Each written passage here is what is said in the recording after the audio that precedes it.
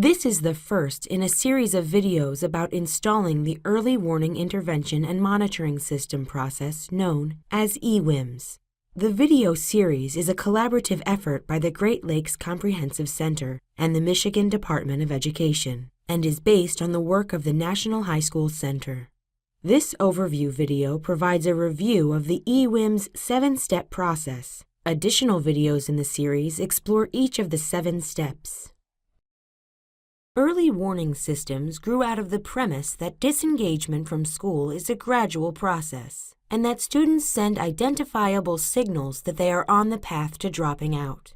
As a result, data can be used to identify trends among students, enabling educators to intervene with those who are likely to leave the education system. From an initial focus on dropout prevention, early warning systems are evolving and being used in a variety of ways. For example, efforts are underway to examine and integrate school readiness indicators at the start of a student's schooling, as well as college and career readiness indicators during K-12 schooling. In early warning systems, educators systematically identify students who show signs of being at risk for dropping out of school. We know which indicators are predictive of a student falling off track in school, thanks to research done in Chicago, Baltimore, and Philadelphia. Early warning systems allow educators to take action by matching students with interventions to help them get back on track for graduation. This idea is loosely based on Bernhard and Love's research on data-driven decision-making. Let's talk about some studies that provide evidence for the effectiveness of early warning systems and, more specifically, the EWIMS process. Using data from Chicago Public Schools, the Consortium on Chicago School Research showed that one indicator, which signals when 9th graders are seriously falling off track toward earning a diploma, is 85% predictive of future dropout. Recent research by the Consortium shows that more than half of non-graduates can be identified as early as the end of the first semester of 9th grade, using either absentee or course failure rates. Researchers at the Johns Hopkins University Everyone Graduates Center found that as early as the 6th grade, school-based factors, such as low attendance and poor grades, can help predict who will later drop out. The researchers also demonstrated that 3 factors, attendance, behavior, and course performance, are the strongest predictors of dropping out, and that these factors are often interrelated.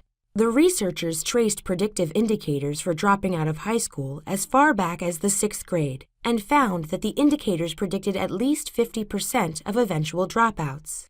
They also found that 6th grade students with one or more of the indicators had only a 15 to 25% chance of graduating from high school on time or within 1 year of expected graduation.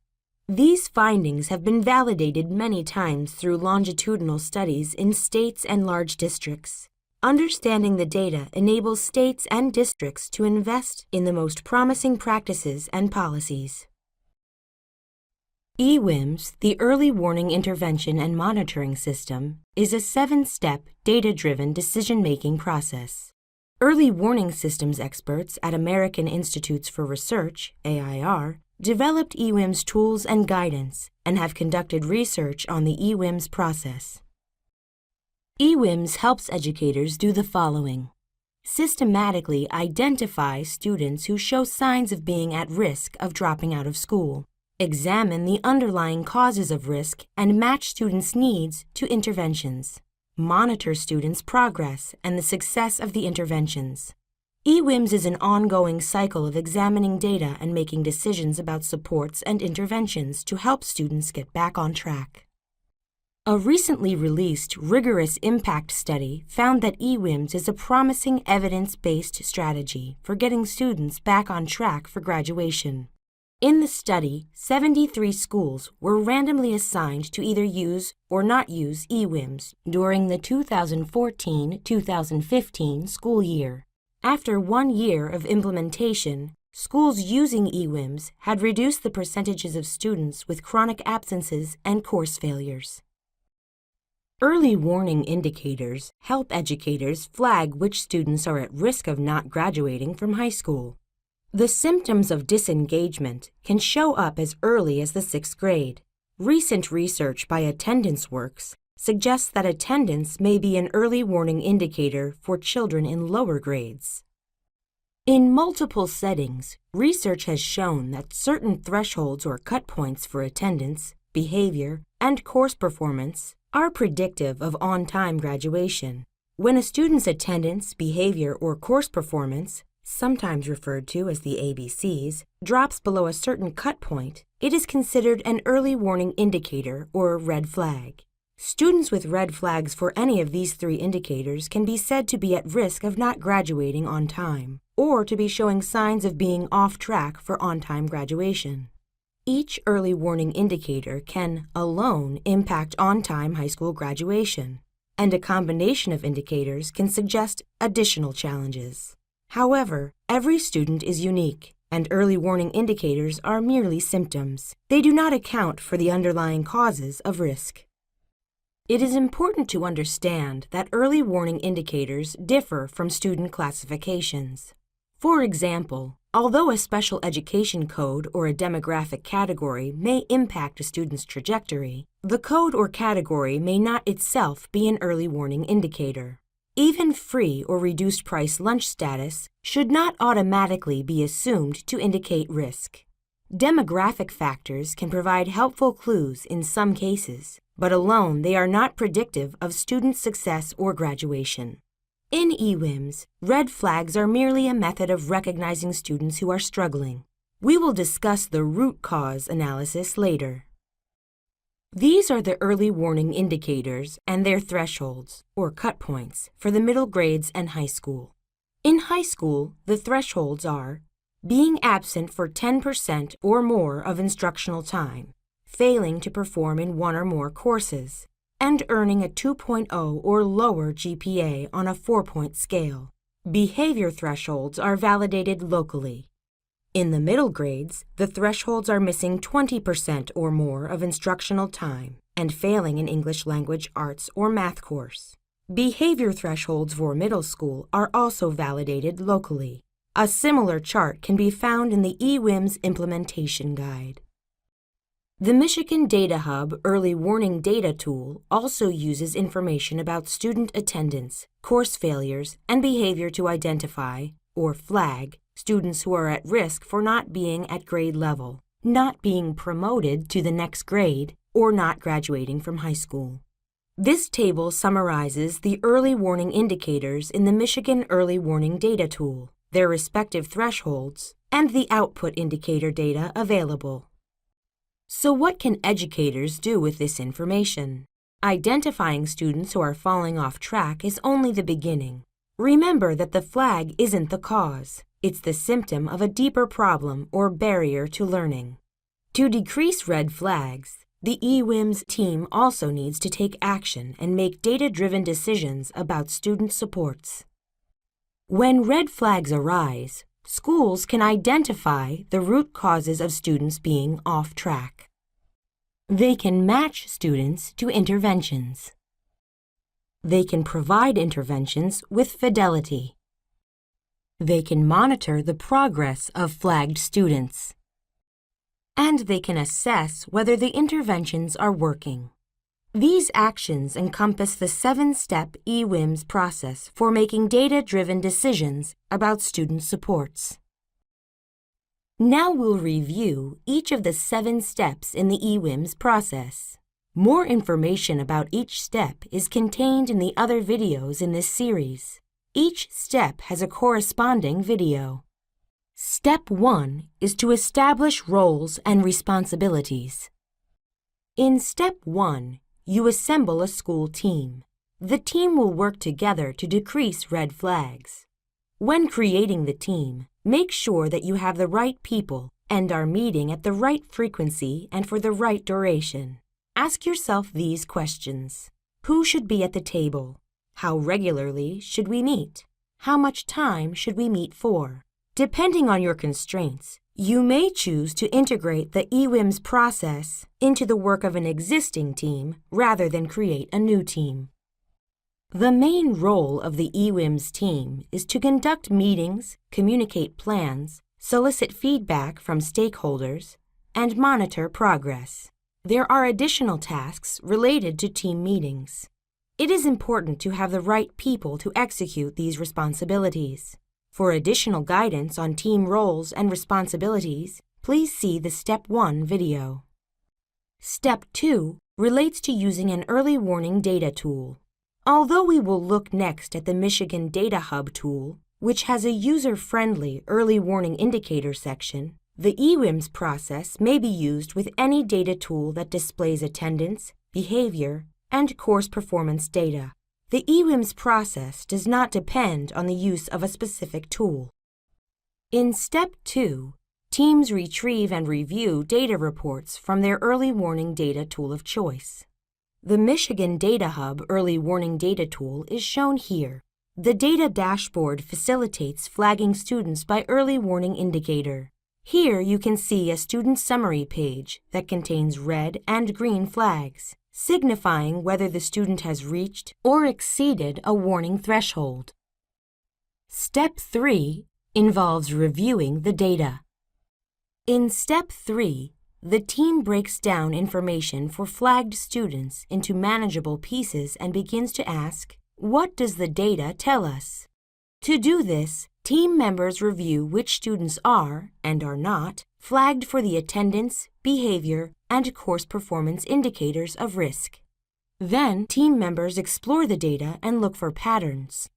In this process, they begin to identify gaps in the data and ask questions. On the basis of this initial review of the data, the team strategizes about how to prioritize student needs. After identifying in Step 3 who is flagged, the team asks in Step 4 why the flag is occurring. This is the most challenging of the steps, and the one most commonly skipped. Here, the team asks questions such as, why is the student failing a class? Why is the student late for school? The answers to these questions are important for matching student needs with appropriate interventions. Schools often focus on academic factors rather than factors related to the community, the school environment, the family, or other issues that affect students. To understand the big picture of what is going on with a student, the team needs to consider contextual factors. Is the student working late in the day to supplement her family's income? Is the student tardy because he has to walk his younger siblings to school? Step 4 involves interpretation or making sense of the data. The EWIMS process uses data and educator expertise to understand the underlying causes of risk behind the flags. This is done by looking beyond the indicators and considering underlying factors, identifying student strengths, exploring additional quantitative and qualitative data, and determining potential underlying causes of risk. Additional perspectives on a student can be helpful because underlying causes of risk are not always quantifiable. Functional behavior assessment and universal screening, as used in a multi-tiered system of supports, or MTSS, can be excellent data sources to include. Looking at data beyond the indicators can also help to identify common needs among groups of students, raise new questions, and enhance understanding of why students at a particular school are sliding off track for graduation. Step 4 is important because it helps identify the reasons why a student is flagged, leads to appropriate interventions that are based on student needs, and may help address school and district-wide issues. It is only by understanding the underlying causes of risk, the root causes, that we can truly and effectively intervene.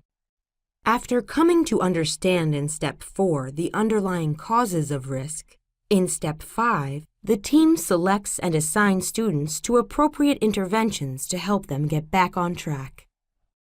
Based on the conclusions drawn in Step 4, in Step 5, the team assigns students to specific supports or interventions.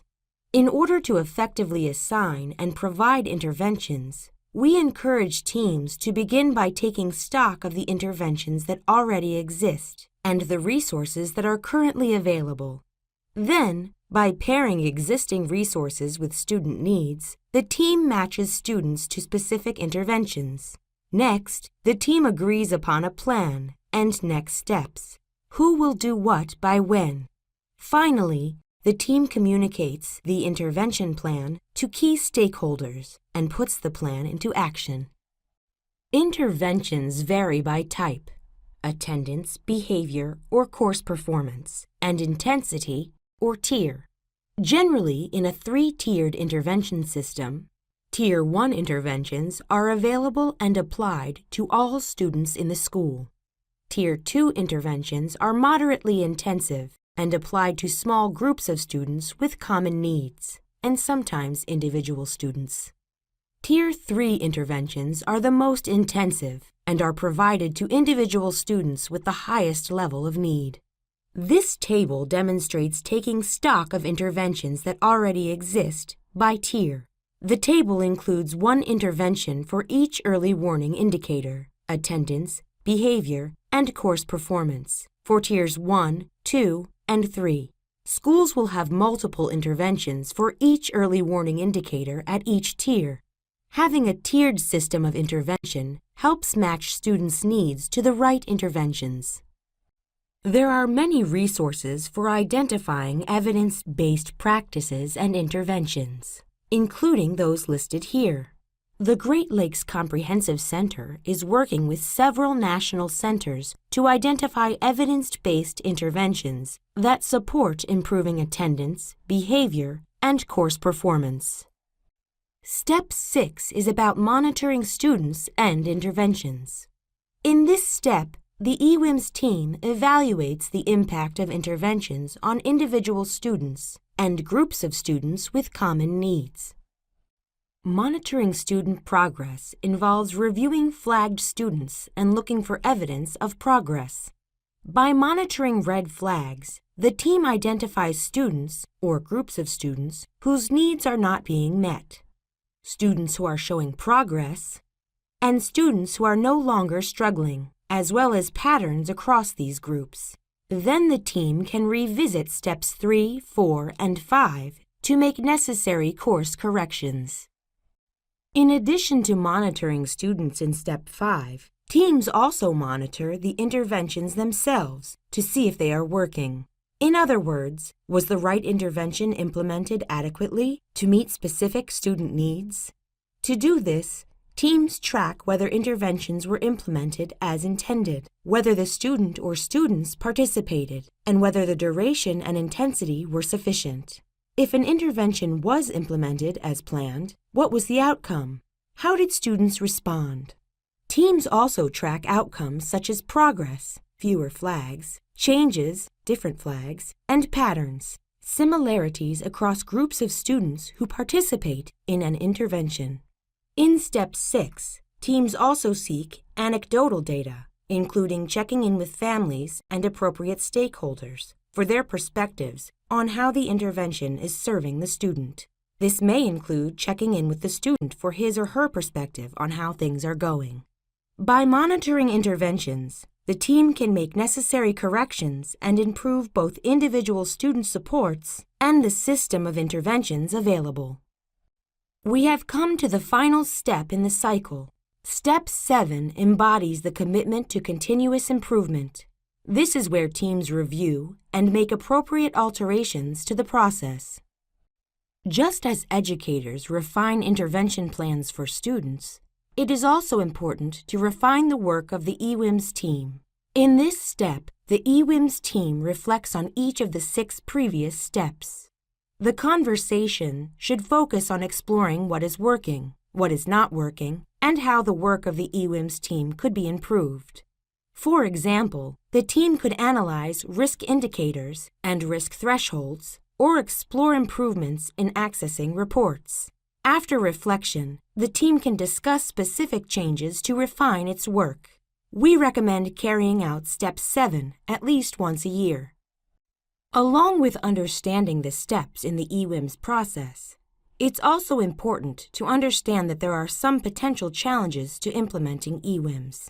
In the AIR study described earlier, in which 73 schools were randomly assigned to use or not use EWIMS, EWIMS showed promise. However, the study also found that it's challenging for schools to implement EWIMS.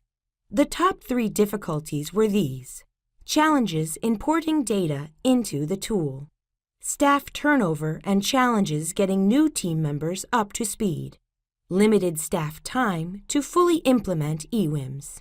EWIMS is a process of continuous improvement and adjustment. For best results, it is important to stick with the process and be patient, because the potential benefits to students and families are significant. For an in-depth exploration of all 7 steps in the EWIMS process, we encourage you to view the complete set of 8 EWIMS videos. The EWIMS Implementation Guide is another important resource for EWIMS teams to explore. On behalf of the Great Lakes Comprehensive Center, the Michigan Department of Education, and the students and families of Michigan, we thank you for your work on these important issues.